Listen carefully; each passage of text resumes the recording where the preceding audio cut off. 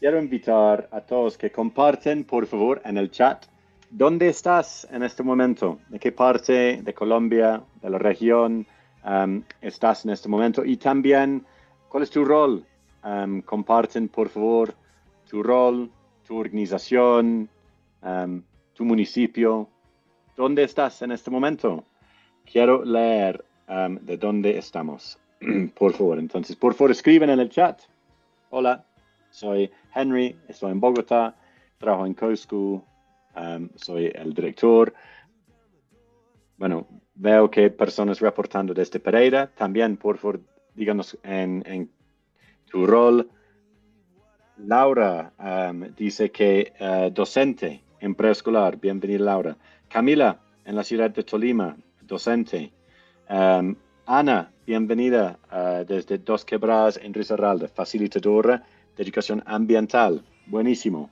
Um, por favor, seguimos um, haciendo y compartiendo de donde estamos.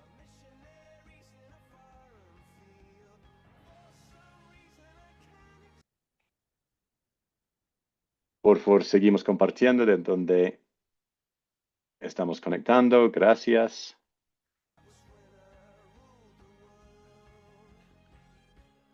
Gabriela dice que está en Bogotá y es psicóloga. Gracias. Luz, um, profesional en la Secretaría de Educación de Chocó. Catalina, de Cali, líder de bienestar y convivencia en Confandi. Qué bueno ver colegas de Confandi aquí con nosotros. Sandra, es de Bogotá. Bienvenida también. Melissa, de Porrosas. Qué bueno que estás aquí, Melissa, en Cali. Gracias. Um, Catalina de Cali también está aquí. Bueno, muchas gracias. Seguimos compartiendo, por favor, de dónde estamos conectados. Carlos, este Bogotá, comunicador social, realizando una maestría en educación. Qué bueno.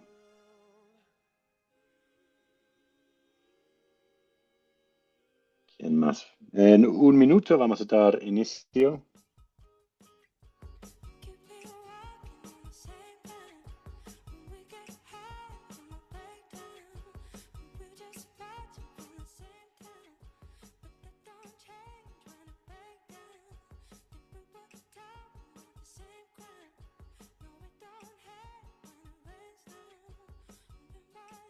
Bueno, Juliana, bienvenida. Juliana dice que es de Pereira, sí, del área psicosocial de Confamilia Risaralda. Qué bueno verte por aquí. Tengo recuerdos lindos de trabajar con familia Risaralda, con los profes allá.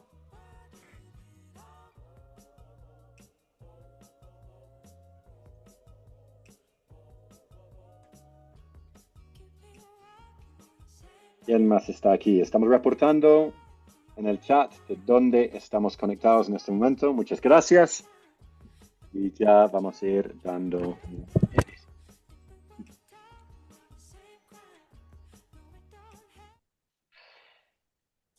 Listo. Bueno, buenas tardes para todos. Muchas gracias por estar aquí. Es un gusto tenerlos aquí. Desde CoSchool les damos la bienvenida. Ahora también vamos a presentar la co-anfitriona de la reunión. La reunión lo estamos grabando. Vamos a compartir la grabación con todos que estén presentes. También los recursos que vamos a compartir hoy. Vamos a compartir los recursos con todos a través um, del correo mañana. Entonces, aquí tenemos a Lisette también de Plan Internacional. Entonces, Lisette, no sé si estás por ahí, si puedes prender la cámara y puedes saludarnos. Claro que sí, hola con todos y todas los presentes en esta tarde. Un gusto saludarles. Mi nombre es Lizeth Cardoso. Soy asesora regional de educación en emergencias para la Oficina de Plan Internacional en América Latina y el Caribe. Muchas gracias, Henry, por la invitación. Buenísimo, gracias Lisette. Y vamos a tener la presencia de Lisette aquí como una verdadera experta en lo que es la educación en emergencia. Y vamos a estar preguntando a Lisette durante el transcurso del webinar varias preguntas desde pues, su punto de vista de experticia con ya muchos años de experiencia trabajando en estos contextos. ¿Por qué CoSchool y Plan y la INE y también el Grupo Regional de Organizaciones de Emergencia estamos co-presentando este espacio? Hace 6 años trabajamos juntos en la creación de un gran recurso para docentes en contextos de emergencia. Se llama Creando Aula. Es un curso para profesores que nos dimos cuenta que muchos profes en la región se encuentran educando en contextos de emergencia y de un día a otro cambia totalmente su panorama educativo y sus responsabilidades como docente. Entonces creamos un curso de educación en emergencias en alianza con el Grupo Regional de Educación como herramienta de formar a los profes. Y desde 2020 hemos formado más o menos 15,000 profes en 9 países y hemos creado dentro de esto también un montón de recursos pedagógicos y bueno, ha sido un ejercicio bastante exitoso y ahora otra vez que nos encontramos en una situación de educación en emergencia en Colombia, estamos activando otra vez las rutas de Creando Aula y los recursos de Creando Aula para ponerlos al servicio de la situación aquí. Entonces, para que sepan, Creando Aula consiste en 5 módulos: educación en emergencias, bienestar y habilidades socioemocionales, adaptación curricular, educación y género y educación y movilidad humana. Si quieren saber más sobre Creando Aula, sobre los recursos disponibles, sobre las diferentes formas de implementar Creando Aula, pues que nos escriben a Lisette o a alguien de CoSchool y aquí estamos para apoyarles con esta herramienta, que es específicamente para docentes en contextos de emergencia. Y mucho de lo que vamos a estar revisando y usando hoy viene desde Creando Aula, viene desde este ejercicio técnico, pedagógico de crear este recurso para profesores. Entonces, hoy, ¿qué vamos a hacer? Hoy queremos responder a 3 preguntas. ¿Qué significa educación en emergencias? ¿Cuáles son los riesgos más importantes sobre los cuales debemos estar pendientes aparte de ya mismo? Y también, ¿cuáles son las prioridades más importantes? ¿Y qué hacemos ahora? ¿Qué debemos estar haciendo ya mismo en estos contextos, como profesores o como personas y organizaciones apoyando a docentes y a comunidades educativas en este momento? Van a salir de la sesión de hoy con varias herramientas. Vamos a compartir la silueta de riesgos, tabla de responsabilidades, semáforo emocional, también las normas mínimas. Todo esto los van a recibir a través de sus correos mañana. Entonces, no se preocupen para grabar pantallazos o algo. Vamos a mandar esta información también mañana a sus correos. ¿Listo? Entonces, vamos a ver un video para situarnos un poquito, que es un video que hace una introducción a esta idea de qué es una educación en emergencia, qué significa esta idea. Entonces, vamos a ver juntos este video. Ojalá que puedan escuchar.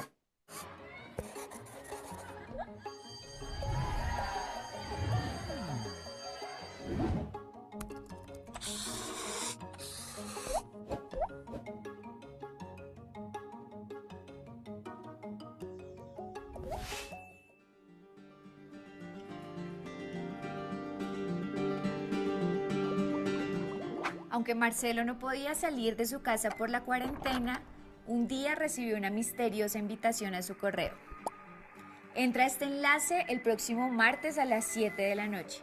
Hablaremos de los desastres y las emergencias. Intrigado por el correo, Marcelo preparó todo para asistir. No podía negar que se sentía nervioso y con miedo, pero con mucha curiosidad.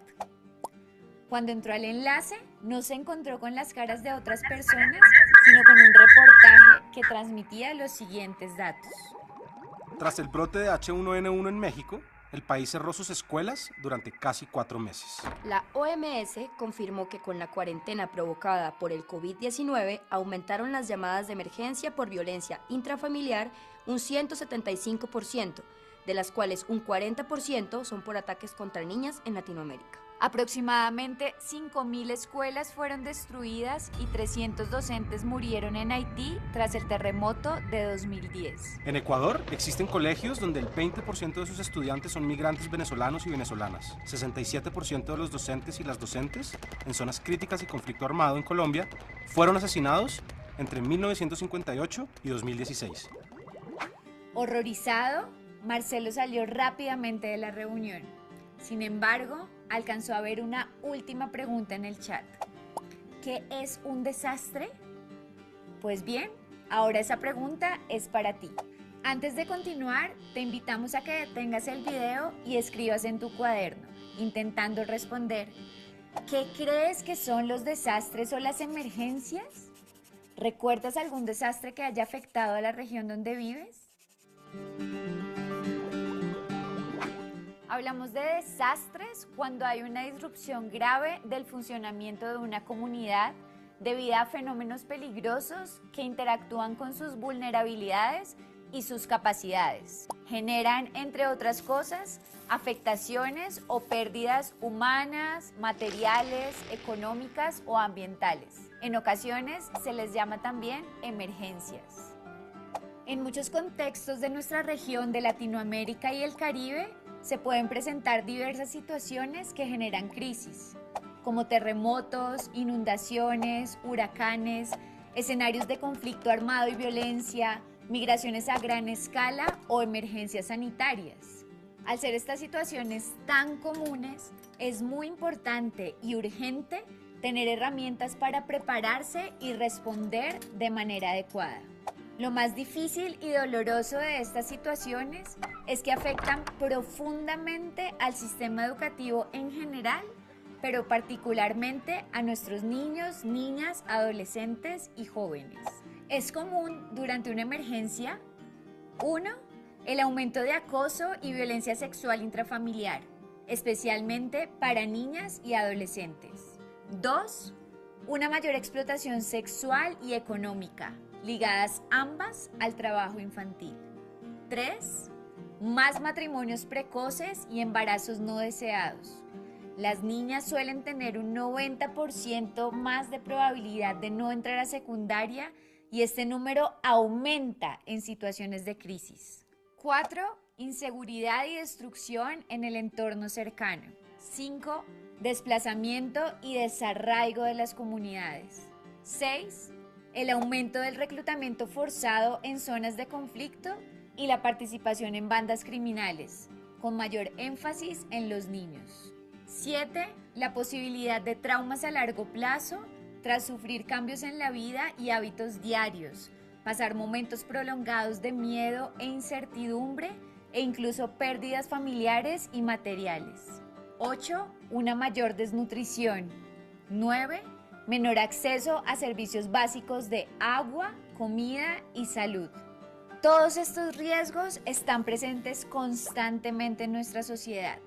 Sin embargo, aumentan considerablemente cuando hay situaciones de crisis y hacen que se dificulte el acceso a la educación. Las maestras deben asumir roles de cuidado en sus familias y hay menor disponibilidad de docentes, ya sea porque pueden necesitar otros trabajos, no hay presupuesto para pagarles o porque su integridad física se ha visto afectada. Marcelo reconoce ahora que el virus ha puesto a su comunidad en una situación de emergencia. ¿Y tú, te encuentras o te has encontrado en situaciones similares? Antes de seguir, escribe rápidamente en tu cuaderno, ¿qué es una emergencia? Y por lo menos lista 3 riesgos que suponen estas situaciones para la escuela, los niños, las niñas, los adolescentes y los jóvenes. Lo importante ahora es que empieces a descubrir los riesgos que traen las emergencias para tu comunidad educativa. Pero no te preocupes, te acompañaremos a ti y a Marcelo a hacerlo. Adelante.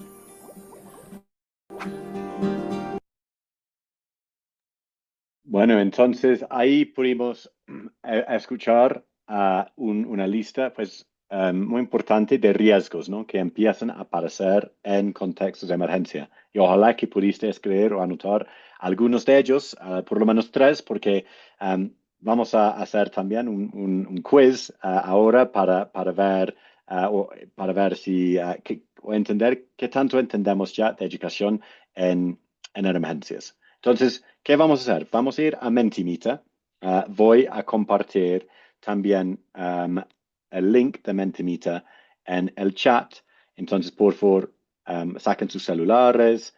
Vamos a ir todos a Mentimeter. Ahora voy a abrir Mentimeter por aquí. Y vamos a compartir el Menti para que todos podamos hacer el quiz. La idea es que esto sea un espacio pues, muy interactivo y dinámico, donde todos aprendemos. ¿Listo? Entonces, que por favor, vamos a ir a este Mentimeter. Puede ser, voy a compartir también el link en el chat. No sé si ya están ahí accediendo a la quiz. O de pronto, es por error mío, tenemos que empezarlo otra vez. Dame un momento.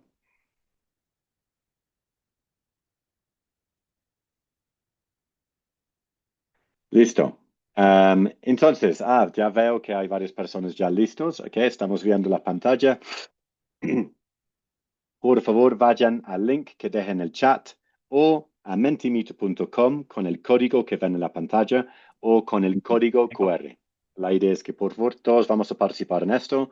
Es una serie de preguntas rápidas para entender un poco qué entendemos ya con educación en emergencias. Entonces, vamos a esperar un momento más para que más personas entran y hagan parte del quiz. El link está en el chat. Y pueden acceder a través del código QR o a través este link aquí. Y no se preocupan si por razones de conectividad no han podido participar en el quiz, van a poder ver también las preguntas aquí. Entonces, en 3 segundos vamos a empezar. Listo. Primera pregunta. ¿Qué es la educación en emergencias? Y aquí tienen 4 opciones. ¿Es dar clase como se puede mientras se reparan los colegios? ¿Es la educación a distancia o virtual? ¿Es proteger el derecho a aprender cuando todo lo demás se cayó con normas y protocolos propios? ¿O es la reconstrucción de la infraestructura escolar? Listo, vamos a dar un momento para que todos den sus respuestas.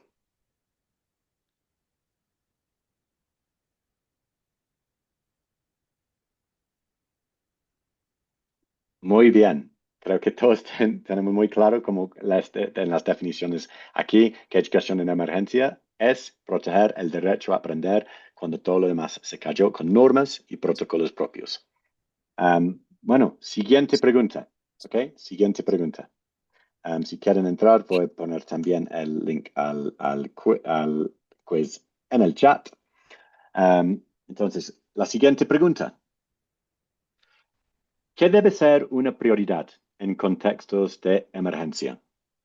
Evitar la inclusión, ignorar la protección, entender los derechos de la niñez o reducir la participación. No son preguntas difíciles, la idea es que todos podemos lograr la respuesta correcta. Muy bien, sí. Entender los derechos de la niñez vuelve algo vital y fundamental en estos momentos de emergencia. Ok, seguimos con la siguiente pregunta. Vamos muy bien, un 100% hasta ahora.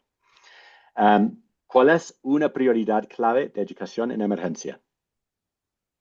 Plazos más largos, clasificación de exámenes, suministros de lujo o acceso seguro. Otra vez, es una pregunta sencilla, pero quiero que aseguremos que todos estamos en la misma página. Muy bien, el acceso seguro es una prioridad fundamental en contextos de educación de emergencia. La siguiente pregunta. ¿Qué crisis puede interrumpir la escolarización? De pronto aquí hay varias opciones que aplican. Conflicto, una feria de libro, una ola de calor o un terremoto.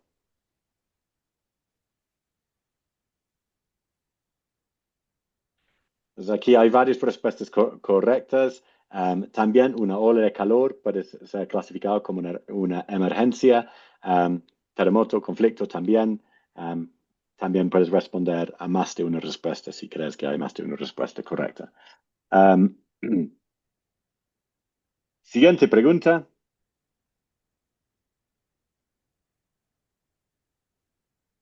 ¿Por qué es importante el aprendizaje socioemocional en contextos de emergencia? ¿Por qué es importante que enfocamos, que priorizamos el desarrollo socioemocional? Para evitar el juego, para mejorar el bienestar, reducir la lectura o reemplazar la enseñanza. Muy bien, para mejorar el bienestar es importante que tenemos estructuras y actividades intencionales para mejorar el bienestar a través del desarrollo socioemocional. Y la última pregunta es, ¿qué apoyo ayuda más al bienestar en emergencias? Espacios seguros, castigos frecuentes, más tareas o educación virtual.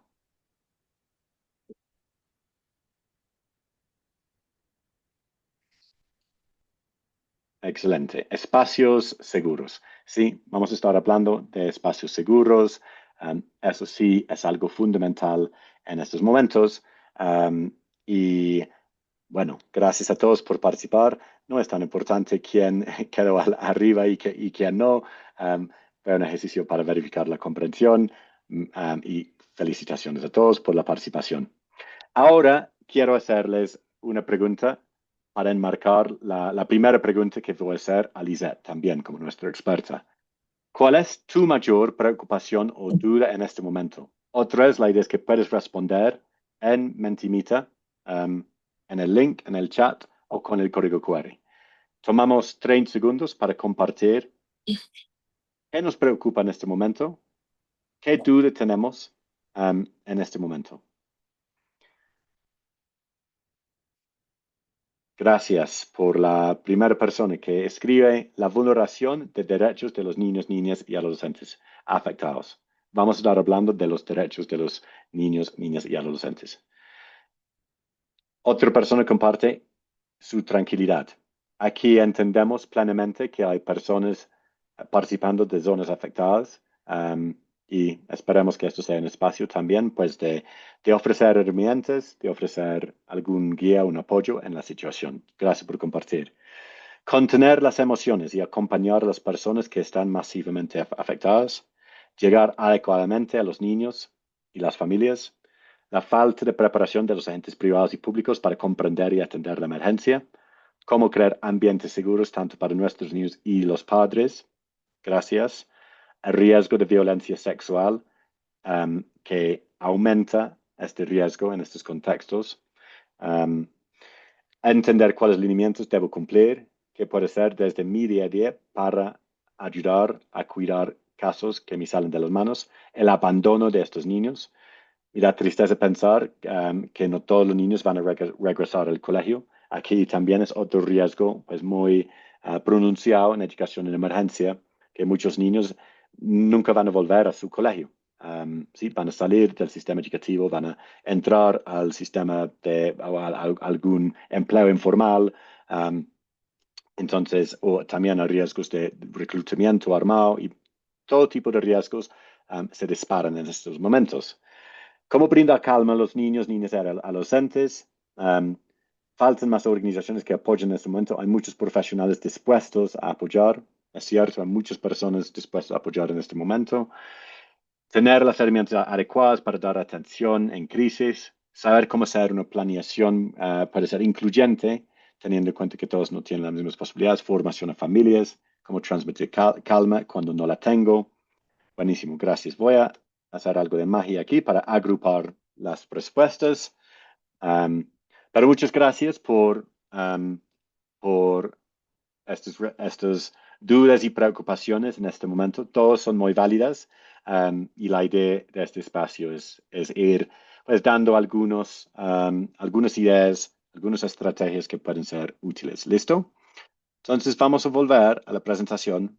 Más tarde volveremos más a, a, a Mentimeter. Y aquí tengo mi primera pregunta para Lisette, nuestra experta aquí. Lisette, ¿te sorprende cuando lees las dudas y preocupaciones de los participantes? Es mi primera pregunta. Y también, ¿qué es algo que ves que funciona en educación de emergencia y algo que no funciona? Cuéntanos un poquito de la experiencia tuya y en la INE, de los bases fundamentales de educación en emergencia. Muchas gracias, Henry. Bueno, muy interesante ver cuáles son las preocupaciones de las personas. Realmente no me sorprende. Usualmente creemos que cuando ocurre una emergencia el servicio educativo debe continuar de manera tradicional y que necesitamos seguir priorizando los contenidos curriculares, como aquellos de competencias básicas, lenguaje y matemáticas. Sin embargo, algo que sí funciona en contextos de emergencia es que no pensemos específicamente en contenidos tradicionales. Casi el 95% de los contenidos cambian a los de aprendizaje socioemocional y apoyo psicosocial. Es decir, que las y los docentes deberían recibir formaciones en bienestar y apoyo socioemocional, no solamente para trabajar en el cuidado emocional de las y los estudiantes, sino también para poner en práctica acciones de autocuidado y de autobienestar, para gestionar sus propias emociones y de la misma manera apoyar a los estudiantes a gestionar sus emociones. Tenemos en cuenta que si nosotros desarrollamos una clase tradicional con estudiantes que acaban de vivir una situación de emergencia, muy probablemente son niños y niñas que tienen sus funciones ejecutivas afectadas, es decir, tienen la atención alterada, tienen baja capacidad de memoria y retentiva, lo cual impide un proceso de aprendizaje significativo o a largo plazo. Por eso es que tenemos que concentrarnos primero en ese proceso de recuperación de la rutina, de la normalidad, de la socialización entre pares, entre estudiantes, para que los niños y las niñas vayan procesando una situación de shock o una situación de emergencia. Por eso lo que sí funciona es trabajar temas de aprendizaje socioemocional en la primera fase de la emergencia, que es la crisis aguda, y lo que no funciona es empezar a trabajar con los niños y las niñas aprendizajes tradicionales de inmediato, de una vez ocurre la crisis. Gracias, Henry. Gracias, Lisette. Y por supuesto, si tienen preguntas para Lisette, pueden ir poniéndolos en el chat y más tarde vamos a tener también un espacio dedicado a preguntas y respuestas. Pero a mí me queda con esto que creo que dijiste, el 95% del aprendizaje debe estar enfocado en procesos psicosociales o socioemocionales. Y quizás el error que cometimos es pensar, no, pues hay que seguir enseñando las materias normales y no, como hay que atender a las necesidades emocionales de los estudiantes como prioridad. No es algo que da espera. Ok, muy bien. Gracias, Lisette. Entonces, esto vimos en el video, ¿no? Que cuando entramos en un momento de emergencia y hay cierres totales o parciales de las escuelas, todo tipo de riesgo empieza a aumentar. Y es muy importante para docentes, directivos y educadores, familias, que en este momento tengamos conciencia de los riesgos y que hacemos un alto en el camino para entender, bueno, la situación cambió y por ende los riesgos a los cuales están expuestos los niños, niñas, adolescentes y jóvenes han aumentado drásticamente. Y es una realidad triste, pero real, que sabemos con todos los datos que hemos estudiado en estas situaciones de emergencia, que todos los riesgos que vemos por aquí empiezan a disparar, ¿sí? Desde la violencia hasta la desnutrición, hasta el reclutamiento forzado, hasta la desescolarización definitiva. Y eso es uno de los elementos pues, más dolorosos, ¿no? Que muchos niños no van a volver al colegio. Entonces, un trabajo que todos tenemos, que están trabajando en pro del derecho de los niños a aprender, es garantizar la continuidad de su proceso educativo. Um, la situación de Colombia, que creo que ya todos sabemos, es los datos hasta la fecha, aproximadamente 3.400 sedes afectadas, um, 248 en proceso, pues que están cerrados totalmente, otros que van a ser demolidas, más de 400.000 estudiantes con la matrícula afectada. Lisette, otra pregunta para ti. ¿Cuáles son de los riesgos que vimos? ¿Qué tipo de riesgos pasan en un terremoto? ¿Qué tipo de riesgos aumentan más y están aumentando más en este momento en Colombia en las zonas afectadas? Muchas gracias, Henry. Bueno, naturalmente los riesgos en las emergencias son muy similares en todas las situaciones, es decir, en terremotos los niños y las niñas están en riesgo porque aumentan la presencia de redes de trata de niñez. Recientemente estuvimos también atendiendo el terremoto de Venezuela y vimos que casi al siguiente día del terremoto ya habían denuncias por presencia de redes de trata de niñez, cosa que también está por supuesto sucediendo en Colombia. Los niños y las niñas están expuestos a otros riesgos de violencias relacionados al abuso, a la explotación infantil, pero también a temas de acoso sexual, etcétera. Niños y niñas que están conviviendo en albergues temporales o en campamentos transitorios con otras familias o desconocidos, ¿verdad? También son niños y niñas que se encuentran en riesgo. Por eso los padres y las madres necesitan tener como habilidades para proteger a los niños y las niñas en estos contextos cuando conviven con otras familias o con otros desconocidos en algunos albergues. También es importante que tengamos en cuenta que Colombia es un país que ha sido afectado hace más de 70 años por un conflicto armado interno, lo cual hace más precipitante el riesgo de reclutamiento forzado en niños y niñas. Los dos se encuentran en riesgos similares, sin embargo, sí existe una brecha de género en cuanto a los riesgos que presentan niños en situaciones de conflicto armado versus riesgos que presentan las niñas. Los niños en su mayoría están siendo reclutados específicamente para acciones de llevar armas o mensajería o expendio de sustancias, pero las niñas también están siendo reclutadas con fines de abuso sexual o con fines incluso de explotación, trabajos en la cocina o del cuidado para los grupos armados. En contextos de emergencia, la violencia basada en género también se exacerba demasiado y vemos como las niñas están mayormente expuestas a situaciones de embarazo adolescente, de uniones tempranas, las situaciones económicas y de pobreza se incrementan, entonces vemos como la vulnerabilidad de las niñas cada vez más aumenta en este tipo de circunstancias. Sería muy normal también identificar niños y niñas que desaparecidos. En muchos de los casos los padres han fallecido o sus familiares, entonces hablamos de niñez no acompañada que está custodiada por algunas entidades de protección de la niñez, pero es allí donde tenemos que tener mucho más cuidado porque las redes de trata de niñez se han camuflado perfectamente como organizaciones que trabajan con niños o defensoras de los derechos de la niñez y cada vez más encontramos en los terremotos niños y niñas desaparecidos. En el terremoto de Haití que ocurrió en el 2010 evidenciamos aproximadamente 500 niños desaparecidos.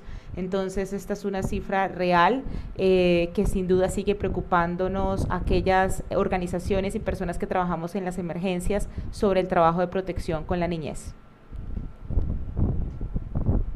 Muchas gracias, Lisette.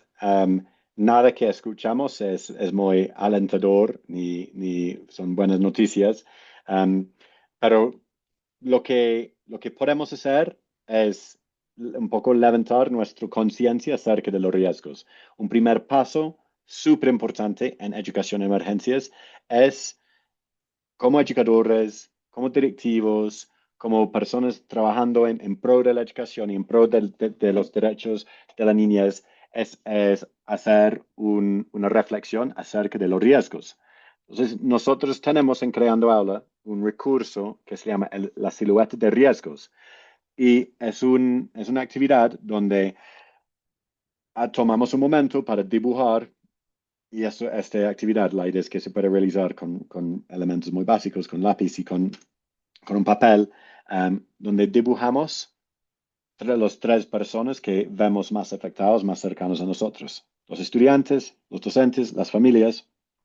También podemos considerar el riesgo, riesgos comunes entre los tres y pasamos por identificar riesgos que pueden tener en su cabeza. ¿Qué les está pasando a nivel de su cabeza? También qué está pasando a nivel emocional, en su corazón. Y también qué puede estar pasando a nivel de acciones que no pueden estar haciendo o que están cambiando dado la situación. Entonces, esta actividad que se llama silueta de riesgos, ojalá que ya lo están viendo. No, creo que estoy compartiendo lo que no es. O sí estoy compartiendo silueta. Sí, silueta de riesgos. Silueta de riesgos, sí. Consiste en una actividad en dibujar estos 4 siluetas humanos grandes. Se puede ser también en hilo, en lana. Aquí se puede hacer también de forma participativa. Tomar un momento con sus docentes, también con sus mismos estudiantes, de hacer una actividad de reconocer los riesgos que estamos experimentando en este momento, ¿sí? Donde se pueden compartir, se pueden discutir y terminamos entendiendo en nuestro contexto que es diferente en Quibdó y en Dos Quebradas y en Valle de Cauca, en diferentes municipios. Hacemos un ejercicio de reconocer los riesgos más pertinentes.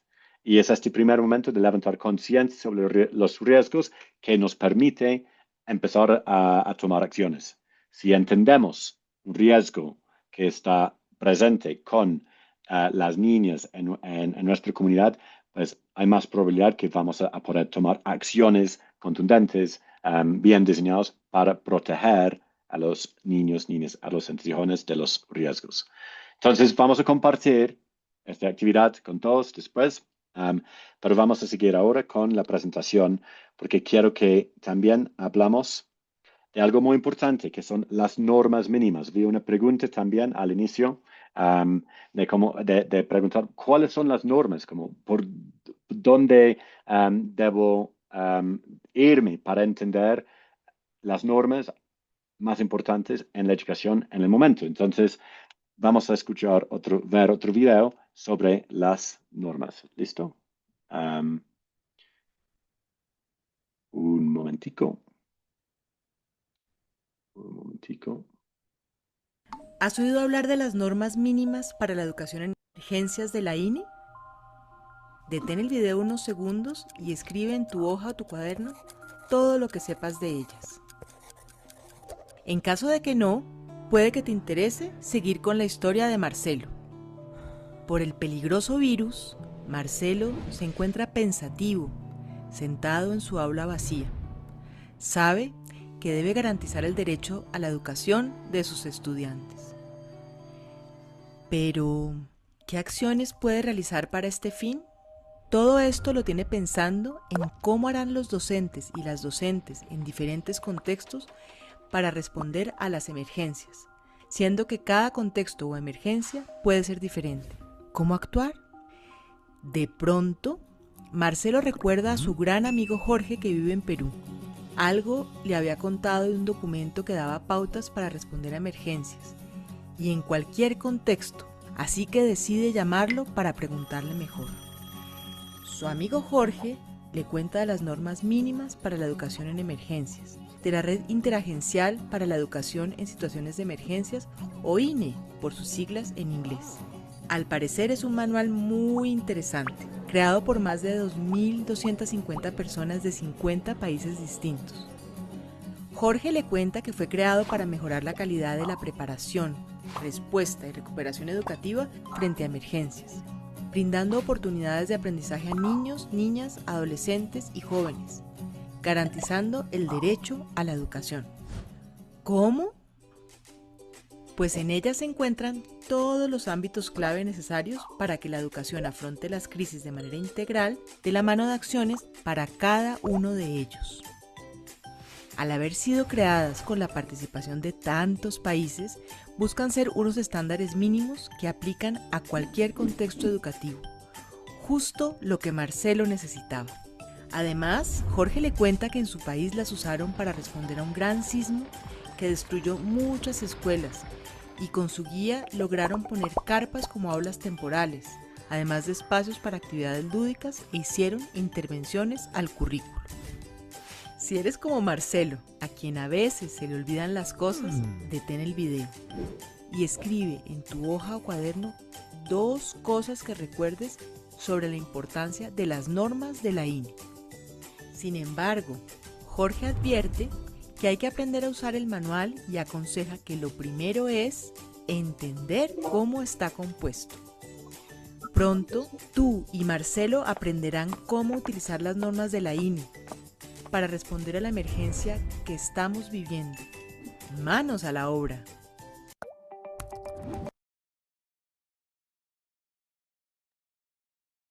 Entonces, aquí vimos ya una introducción a estas normas de la INE que empiezan a tener mucho más importancia en nuestros contextos educativos en situaciones de emergencia. Existen 19 normas y las normas se pueden encontrar y también vamos a compartir el link a las normas con todos aquí en la página de la INE. ¿Sí? Están disponibles en español para descargar. Es un documento largo, pero es importante porque aquí tenemos ya este norte de normas que nos deben guiar en este momento. Hay 19 normas dividido en 5 diferentes ámbitos. Son públicas, son gratuitas. Hay una versión actualizada en 2024. Y también, no solo hay las normas mínimas que dicen cómo responder, hay unos principios también. Y con Lisette ahora vamos a profundizar un poquito en estos 4 principios, que son quizás 4 ideas que creo que todos podemos llevar y anotar porque son de vital importancia. Lisette, ¿quieres contarnos un poquito Sí. de qué se tratan los principios? Sí, perfecto, muchas gracias, Henry. Bueno, la educación como derecho fundamental universal de los niños y las niñas tiene 4 principios, ¿cierto? El principio de accesibilidad, es decir, la escuela debe ser un entorno que sea protector y que sea de fácil acceso para todos los niños y las niñas. ¿Qué significa? Necesitamos garantizar que la escuela esté ubicada en un sitio geográficamente accesible, es decir, donde no hayan situaciones de violencia, donde los niños y las niñas no se encuentren en riesgo, en un sitio en donde no esté propenso a daños de origen natural, que no esté cerca tal vez de una zona que pueda ser afectada por alguna inundación, por alguna quebrada, por algún deslave, etc. También la escuela dentro debe garantizar que tiene las condiciones para atender a los niños y las niñas, que debe tener baños diferenciados por género, que debe tener también la escuela condiciones para la atención de población con discapacidad. Entonces, esto debemos garantizarlo, ¿no? Que es un espacio abierto y no expulsor para los niños y las niñas. Entonces, a esto se refiere con el acceso, justo en entornos incluso en donde estamos hablando de contextos de conflicto armado. La accesibilidad también tiene que ver con cuán cerca, digamos que de entornos protectores de la niñez está la escuela. Ejemplo, una escuela que está ubicada cerca de una estación de policía en una zona rural que es afectada por conflicto es una escuela que fácilmente puede estar en riesgo y esto puede afectar la accesibilidad de todos los niños y las niñas porque sus padres tienen miedo que los niños estén en una escuela que está al lado de la estación de policía. Entonces, esto es algo que debemos tener muy en cuenta como para evaluar si las escuelas en las que estamos son seguras o no, y esto es lo que está pasando y pasa. constantemente en nuestro contexto. La disponibilidad. La escuela debe tener infraestructura y personal docente capacitado para responder.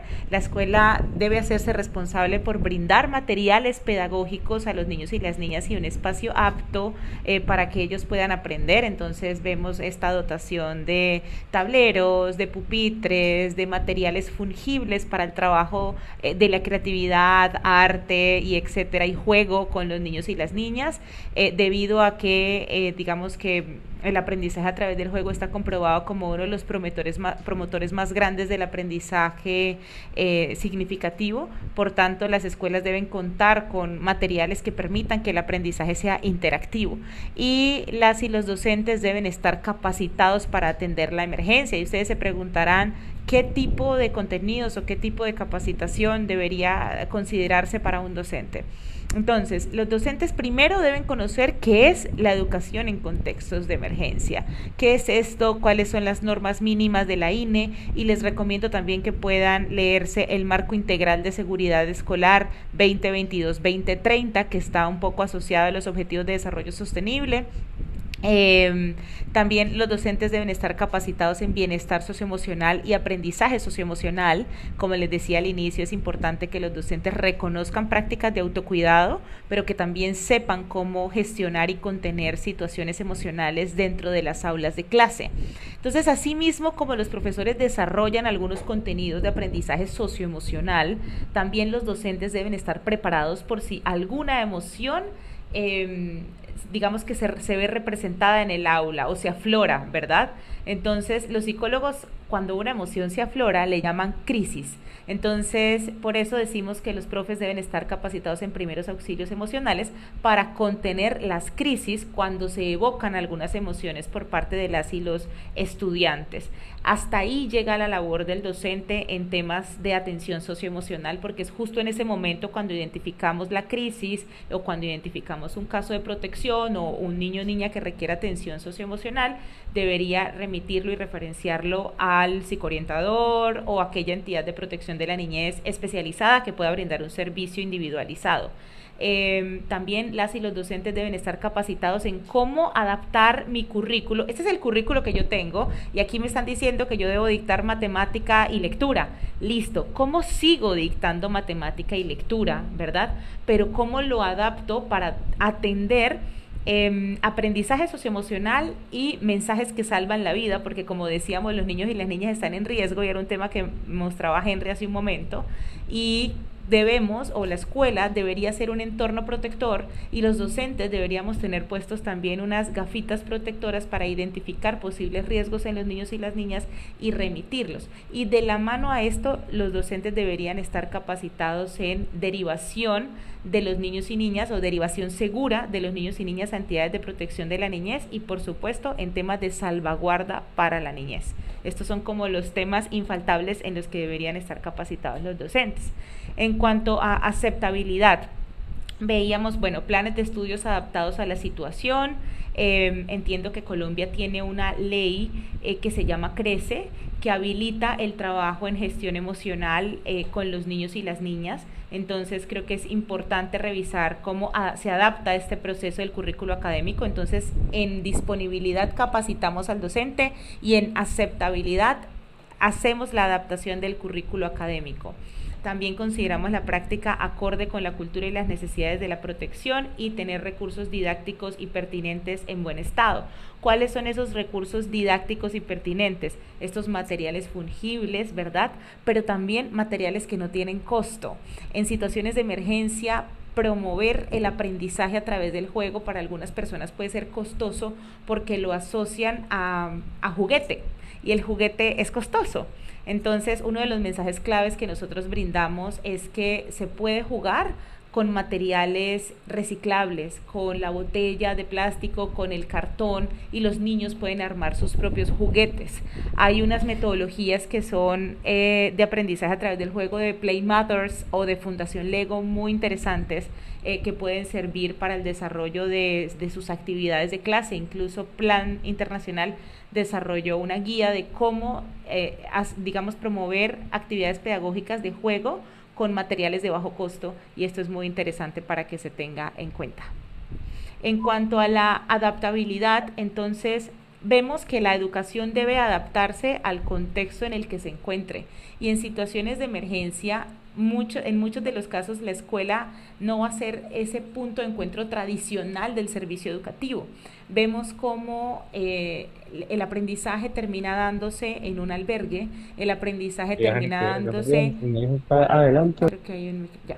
El aprendizaje termina dándose en otro espacio, en un campamento transitorio o por sí en una escuela, pero que está siendo utilizada como albergue o en un parque o debajo de un árbol o en el salón comunitario, ¿verdad? Y en cualquiera de estos puntos la escuela sigue funcionando. Les comparto un poco de mi experiencia en Venezuela recientemente y es que los niños y las niñas estaban ubicados en 3 lugares, por eso necesitamos identificar dónde están los niños y las niñas.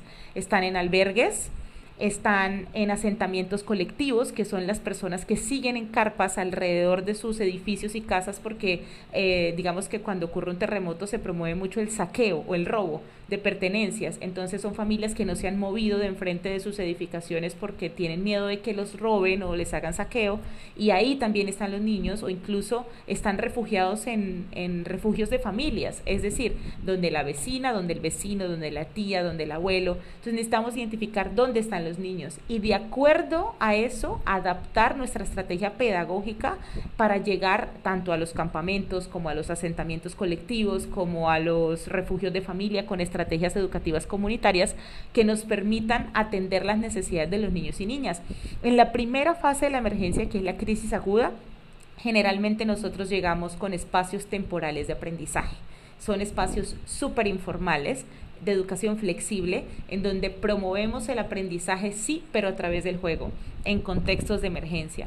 ¿Para qué? Porque el juego permite y promueve la expresión emocional, porque el juego promueve la recuperación de rutinas, el relacionamiento entre pares, etcétera, y porque ayuda a los niños y las niñas a cada vez más como recuperarse después del shock y la crisis. Entonces, existen metodologías muy interesantes que ha desarrollado Plan. Tenemos una metodología que se llama First Line Education Response o respuesta educativa en primera línea y tiene materiales adaptados para trabajar esos primeros 3 meses posterior a una emergencia.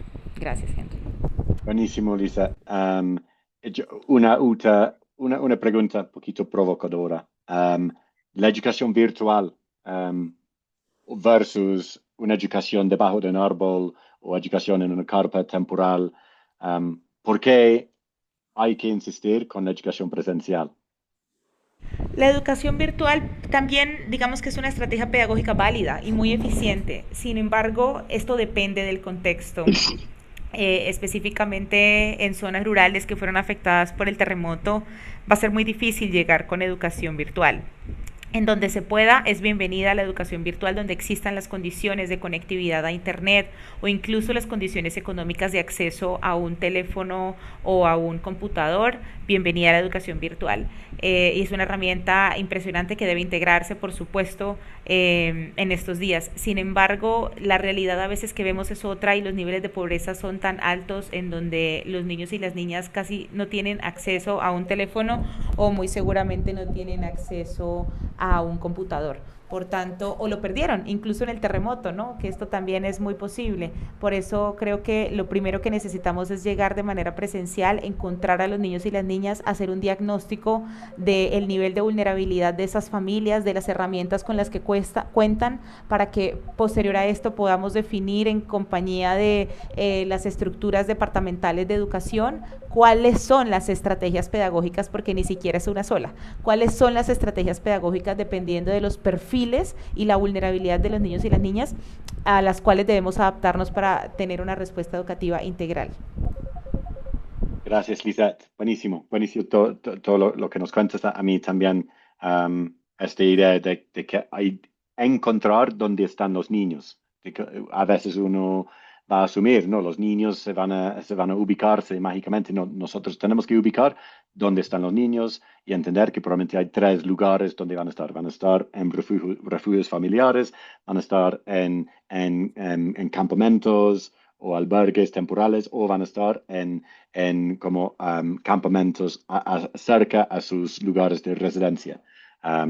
Y creo que todo esto es para muchos docentes aquí, es algo nuevo. Es como tengo que ir a encontrar a mis niños, a entender dónde están, pero es fundamental. Y aquí también la otra o siguiente actividad que vamos a compartir con todos, y todos estos los vamos a mandar por correo, es una actividad que se llama la tabla de responsabilidades. Aquí es importante que los diferentes agentes educativos y docentes entienden cuál es su agencia en esta situación. ¿Qué pueden estar haciendo? ¿Qué deben estar haciendo? ¿Qué depende de mí y qué no depende de mí?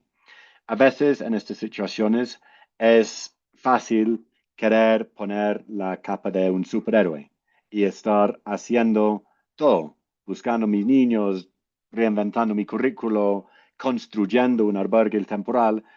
Tenemos que entender que tenemos recursos, energía y tiempo limitado y entender qué depende de nosotros y qué no. Y esta actividad de tabla de responsabilidades, que ya les voy a compartir por aquí, um, se trata de esto. Entonces, tabla de responsabilidades, vamos a pasar por varios diferentes acciones, ¿sí? Y en cada acción voy a entender o preguntarme si esto depende completamente de mí, o depende de mí con la ayuda de otros actores, o depende completamente de otras personas y cómo construir en mi contexto. Entonces, es una serie como de un lista de chequeo para entender qué hago yo, qué deben estar haciendo los demás. Y eso me ayuda como docente o como directivo o como agente educativo o como agente trabajando en una agencia de emergencia. ¿Cuál es mi rol en esto?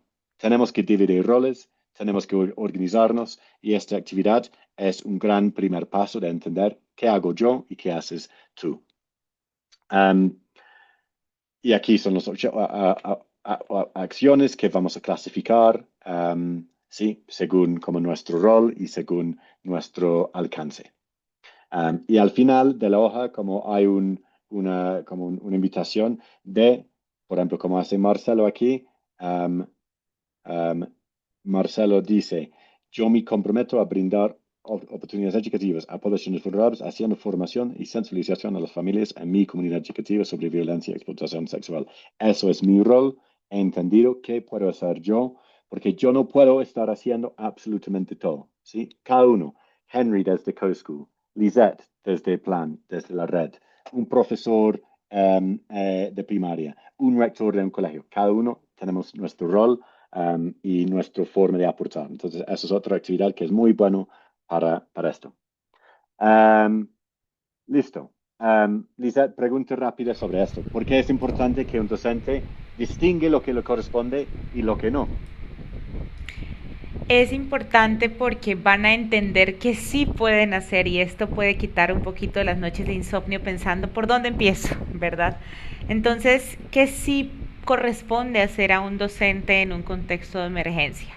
Necesitan poner especial cuidado en mantener el vínculo educativo, ¿verdad? Porque aunque las clases se interrumpen temporalmente, pues el docente es quien puede ayudar a tener como ese contacto con los estudiantes y con sus familias, ¿no?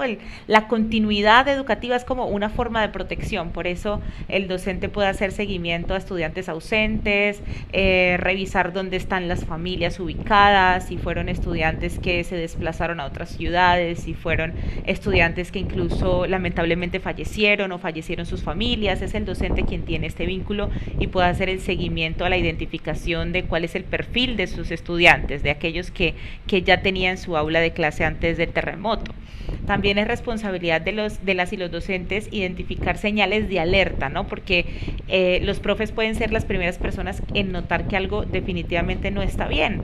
Entonces, cuando estamos trabajando con niños y niñas, son los profes quienes notan como cambios bruscos de comportamiento, quienes notan ausencias frecuentes o signos de violencia, y esto, por supuesto, aumenta el riesgo de abandono escolar. Muchas veces las señales de alerta pueden verse como relacionadas al poco o bajo control de esfínteres de los niños y niñas, o pueden verse relacionadas al aislamiento o a la ira recurrente o a la agresividad, ¿cierto? Que pueda tener el niño o la niña después de esta situación. Entonces, aunque el docente, digamos, no está encargado como de investigar los casos de los niños, sí está encargado de identificar señales de alerta, ¿verdad? Entonces también el profe necesita brindar apoyo socioemocional básico, y esto no significa hacer terapia, significa escuchar a los niños, significa crear un espacio de confianza o un espacio seguro para que los niños y las niñas se expresen, ayudarles a recuperar la rutina. Fíjense que ahorita en Venezuela nos pasó que hicimos un diagnóstico de qué necesitan los niños y las niñas en los campamentos, y los niños decían, nos gusta mucho jugar porque llegan muchos como payasos y actividades recreativas, pero nos hacen falta las tareas, nos extrañamos nuestro docente, o sea, sienten incluso que no tienen responsabilidades porque les hace falta rutina, y la rutina es el primer paso para que los niños y las niñas puedan empezar a avanzar y a recuperarse después de una emergencia. Entonces los docentes también pueden promover actividades de bienestar y favorecer relaciones positivas dentro del aula. Asimismo, son los encargados de garantizar que en la escuela o el aula, que puede, como ya les decía, verse representada hasta debajo de un árbol, el docente puede promover, evitar la discriminación, promover la participación de los estudiantes, puede detectar riesgos de protección, puede apoyar a aquellos estudiantes más vulnerables o fomentar la convivencia o incluso evitar los patrones de género que se exacerban cuando ocurre una emergencia. Los docentes también están encargados de adaptar el currículo académico, ¿verdad? Y como saben, pues en muchos de los casos los niños y niñas pierden 1, 2, 3, hasta un mes de clase. Para unos es un muy corto tiempo, para otros es mayor el tiempo de la interrupción educativa. Por eso los docentes deben, digamos que tratar el proceso de aprendizaje de los niños de acuerdo a su necesidad. Entonces puede que haya niños y niñas que en un contexto de emergencia tengan pérdida de aprendizajes o incluso exista un retroceso en su proceso de aprendizaje. Por eso es que necesitamos hacer o desarrollar programas educativos flexibles para atender las necesidades de aprendizaje específica que presentan los niños y las niñas, y por supuesto adaptando nuestras metodologías para que cada vez sean más interactivas y basadas en el juego. También es responsabilidad del docente que active rutas de remisión, es decir, si es el encargado de identificar, también es el encargado de remitir casos que él o la docente pueda identificar que se puedan estar brindando en el aula de clase, que como les decía, puede ser en un albergue, en un campamento, debajo de un aula o en un parque, y que no le corresponde a un docente. Entonces, un docente no es un psicólogo clínico, solamente escucha y solamente acompaña, no diagnostica, no te dice que tienes depresión, no haces terapia, nada. Y tampoco investiga casos de violencia, como lo decíamos, solamente detecta señales de alerta y lo remite, ¿cierto? Entonces, por eso es muy, muy importante que lo tengan en cuenta. El docente no es un trabajador social, entonces no puede resolver problemas económicos de los familiares ni de los niños y niñas, sino que puede gestionar tal vez este tipo de casos remitiéndolos como un caso de extrema vulnerabilidad que están identificando. Tampoco los docentes son médicos, por eso no pueden como administrar pastillitas si un niño tiene dolor de cabeza, si se sintió mal, etcétera. Entonces, el personal docente no sustituye los servicios de salud. Por eso es muy, digamos, importante tener claro cuáles son esas delgadas líneas de lo que sí se puede o no se puede hacer. Gracias. Buenísimo, Lisa. Siento que estamos teniendo un masterclass aquí contigo, con todo esto. Es súper, súper importante. Estos primeros como lineamientos acerca de responsabilidades de docentes y no responsabilidades de docentes. Y la actividad que vamos a compartir, pues justo busca invitar a todos a hacer esta actividad. Bueno, terminamos con otra estrategia y otro como gran idea, que es la importancia del bienestar socioemocional. Es lo que nos dedicamos en CoSchool. Lisa también nos ha compartido en muchas veces la importancia de la priorización del desarrollo socioemocional, del acompañamiento psicosocial y socioemocional y del bienestar emocional. Por cualquier nombre que lo quieres dar, es demasiado importante en este momento. Y si nuestros niños no están bien, no van a poder aprender. Y necesitan sentir seguridad emocional y necesitan estar en lugares donde brindamos seguridad psicológica. después de lo que ha pasado y también durante lo que ellos están viviendo. Y primer paso para esto es la regulación y el bienestar emocional de los docentes. Necesitamos también que los docentes están trabajando en su bienestar socioemocional y que los que estamos acompañando a los docentes estamos priorizando su desarrollo socioemocional. Entonces, actividad muy rápida y muy sencilla que seguramente muchos ya han experimentado antes. Por favor, escribir en el chat en este momento ¿qué color del semáforo, con qué color del semáforo te sientes más identificado en este momento? Verde, amarillo y rojo.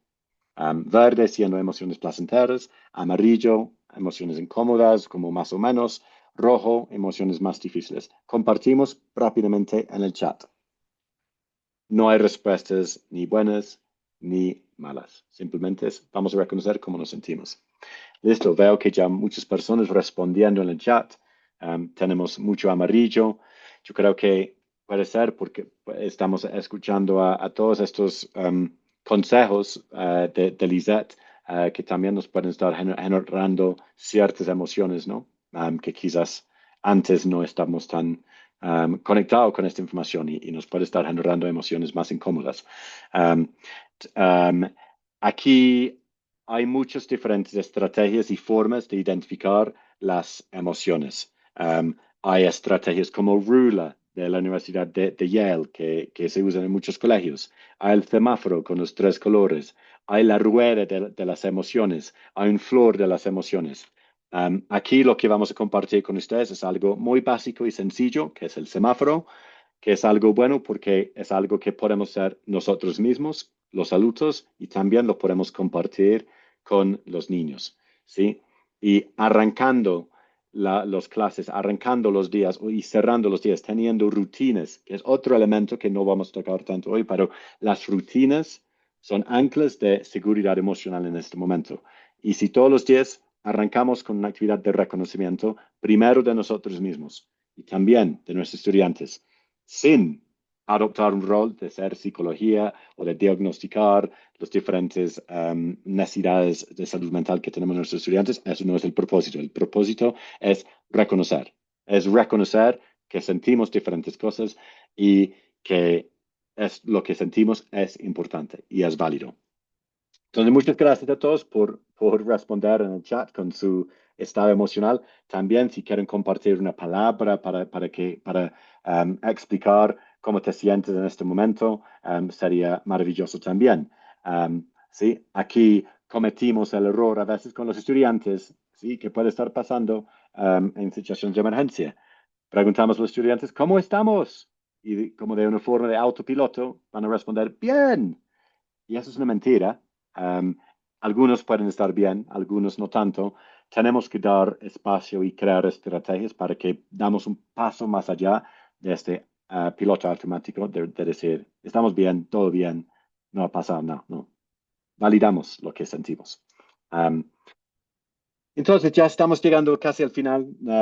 Estamos terminando en 5 minutos. Entonces, gracias a todos por el espacio. Vamos a volver a la presentación. Y aquí tenemos un espacio breve para tus preguntas. Otra vez vamos a abrir la encuesta de Mentimeter aquí. Entonces, volvemos al Mentimeter. Lo voy a abrir por aquí también. Ojalá que están viendo mi pantalla. Aquí pueden ir compartiendo sus preguntas, por favor. Pero no es...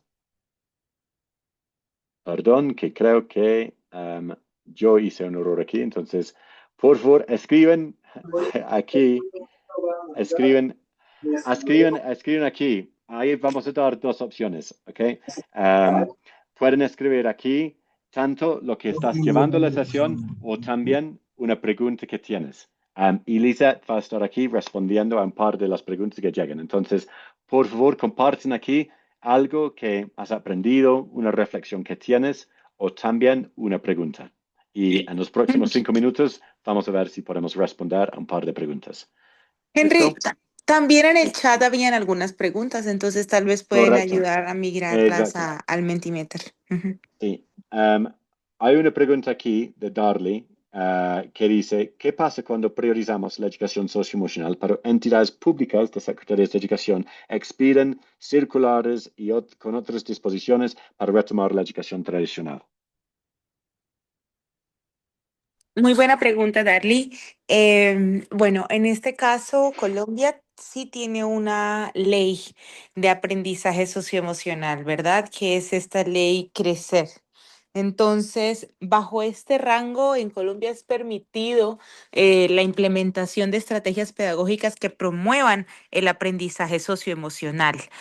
Y el hecho, y esto es muy importante, esto es un mensaje clave, el hecho de que estemos implementando aprendizaje socioemocional no significa que estamos dejando de atender las competencias básicas importantes, que son, ejemplo, literatura y aritmética.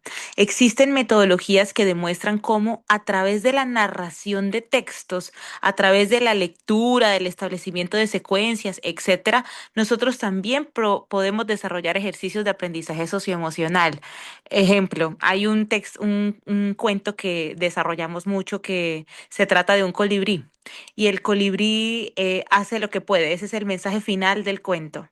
Tú, con la narración del cuento, estás trabajando lectura, estás trabajando escritura, narración, pero también estás dejando un mensaje clave de aprendizaje socioemocional para los niños y las niñas, que el colibrí hace lo que puede.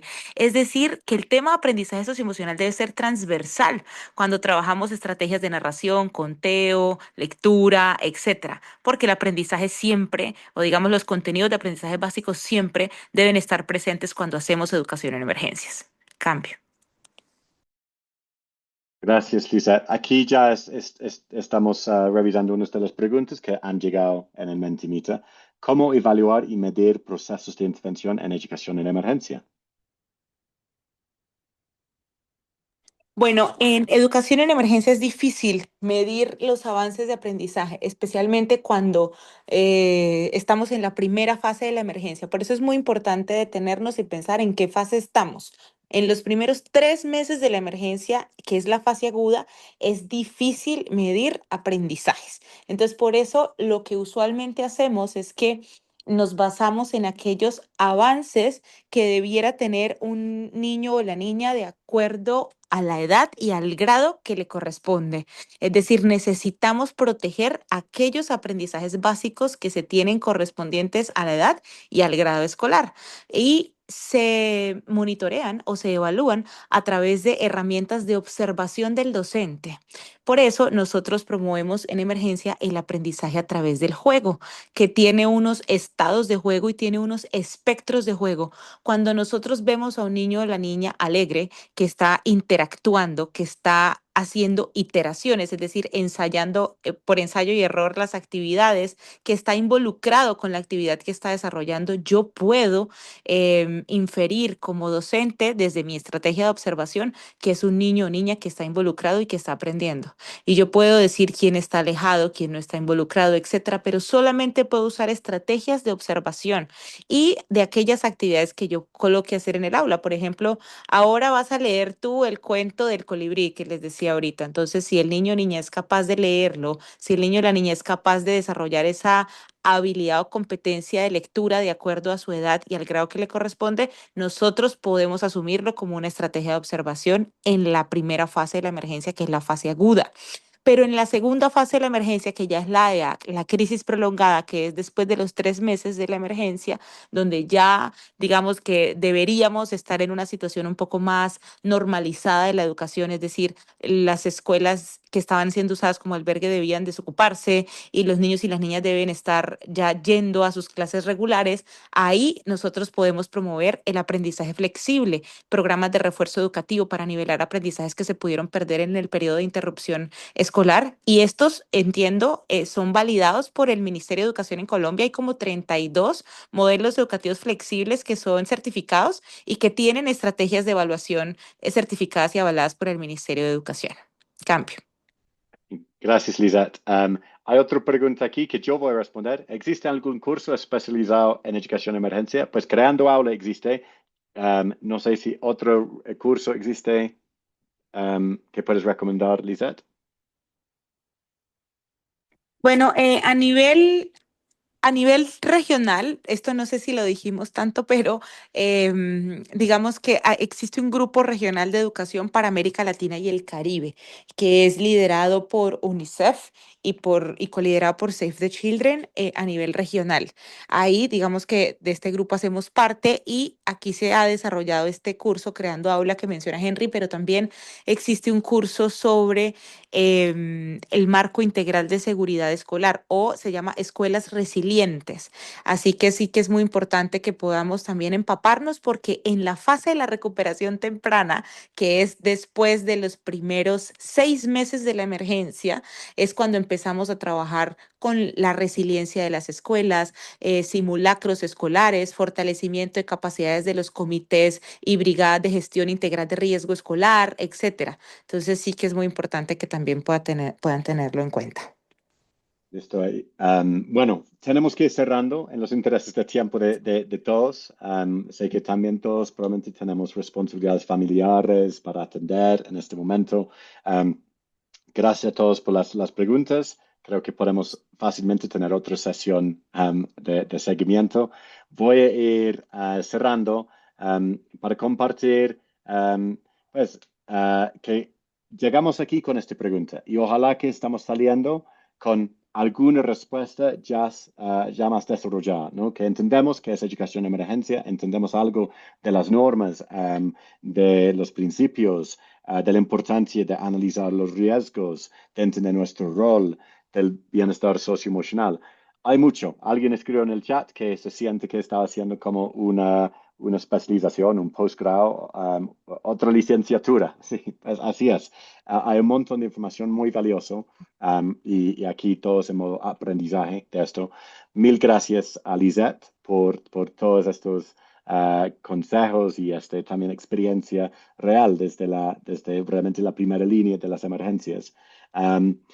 Hablamos de todo esto y vamos a estar compartiendo con todos ustedes los recursos de hoy. Mañana van a recibir esto y estas actividades, el silueta de riesgos, tabla de responsabilidades y, el de semáforo emocional. Y eso sería todo. No sé, Lisa, una última palabra tuya en este momento. Sí, bueno, agradecerles a todas y todas por estar aquí y lo más importante, un mensaje clave que quiero que se lleven es que la educación salva vidas y que lamentablemente la educación en emergencias a veces es depriorizada y que se priorizan otros sectores antes que la educación. Entonces quiero enviarles este mensaje de que necesitamos seguir reforzando que la educación salva vidas, de que el servicio educativo debe reactivarse desde el día siguiente de que ocurre una emergencia porque puede literalmente salvar la vida de un niño o una niña que seguramente para algunos el entorno mayor de protección es su escuela. Entonces, muchas gracias con todos y con todas y les deseo una feliz noche. Sí, muchas gracias a todos. Aquí estamos a la orden para seguir apoyando, creando espacios así. Sería maravilloso si quieren compartir en el chat con una palabra o dos palabras con qué te vas, cómo cierres este espacio y con esto damos cierre. Muchas gracias y feliz noche y estamos con ustedes.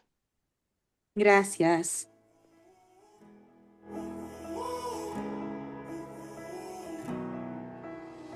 Time stood still, just like a photograph. You made me feel like this will last forever. Looking in your eyes, I see my whole life. Oh, they say you know it, but you know it, I don't know.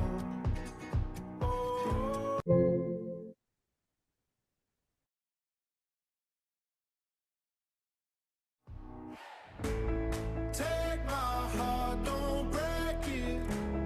Love me to my bones. All this time I wasted. You were right there all along. You and I stargazing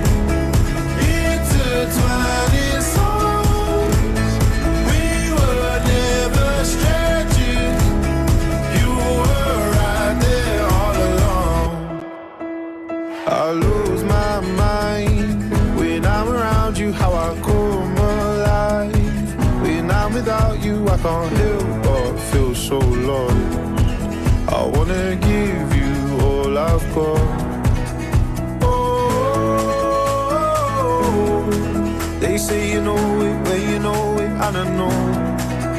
Oh, promise that you'll hold me